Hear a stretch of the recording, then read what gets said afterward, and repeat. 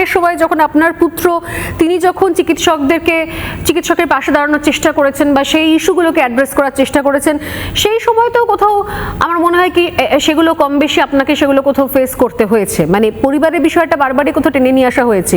এবং এখনো যে ভাষাতে বলা হচ্ছে যে নতুন অধ্যায়ের জন্য শুভেচ্ছা, এবং ইতিমধ্যে আপনি কেন্দ্রীয় নিরাপত্তা পেয়েছেন, এবং দলের মধ্যেও একটা শ্রেণী বলছে যে আচ্ছা, তো কাকলিদির মনে হয় রাস্তা খুব মসৃণ রয়েছে, খুব সুন্দর করে হয়তো জার্সি বদল করে উনি বিজেপিতে যাওয়ার প্রস্তুতি নিচ্ছেন, তাদের উদ্দেশ্যে আপনি কি বলবেন? শুনুন, আমি ক্লাস 9 থেকে মমতা বন্দ্যোপাধ্যায়ের সঙ্গে আছি। সেটা হচ্ছে 76-77 সাল, তখন থেকে আমরা একসঙ্গে কাজ করতাম অল্প। তারপরে 84-তে আমার ডাক্তারি পড়া শেষ হওয়ার পরে, ট্রেনিং বিদেশে শেষ হওয়ার পরে আমি ডাক্তারি ছেড়ে দিয়ে আমি ওনার সঙ্গে জনসেবা করেছি, এবং আমি মনে করেছি যে রাষ্ট্র নির্মাণে আমি নিজেকে নিয়োজিত করব। সেখানে কে ভুঁইফোর এসে কি বলল, নতুন সংস্থা কিভাবে অপমান করলো, আমার কিন্তু গায়ে আমি মাখি না সেটা।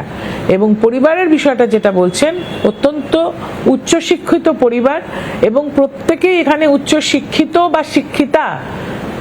আমার বৌমারা পিএইচডি, আমার ছেলেরা প্রফেসর, আমার ছেলেরা এমডি নিজের জোরে পাশ করেছে, আমার স্বামী 10-12 ঘন্টা এখনো কাজ করেন, তার 74 বছর বয়স।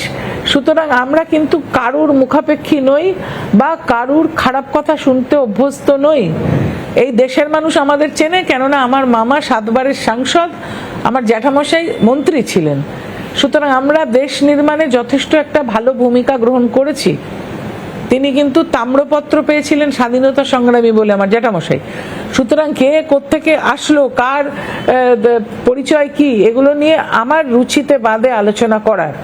কি বললেন আমি জানি না, কিন্তু সবাই যারা উচ্চশিক্ষিত তাদের নিজস্ব মতামত থাকে, এবং তারা যদি সেটা প্রকাশ করে থাকে যে কোনো কিছুর বিরুদ্ধে, অন্যায়ের বিরুদ্ধে বা ন্যায়ের পক্ষে, সেটা তাদের ব্যক্তিগত মতামত হতেই পারে। একটা গণতন্ত্রে সেটাকে আমি শ্রদ্ধা করি।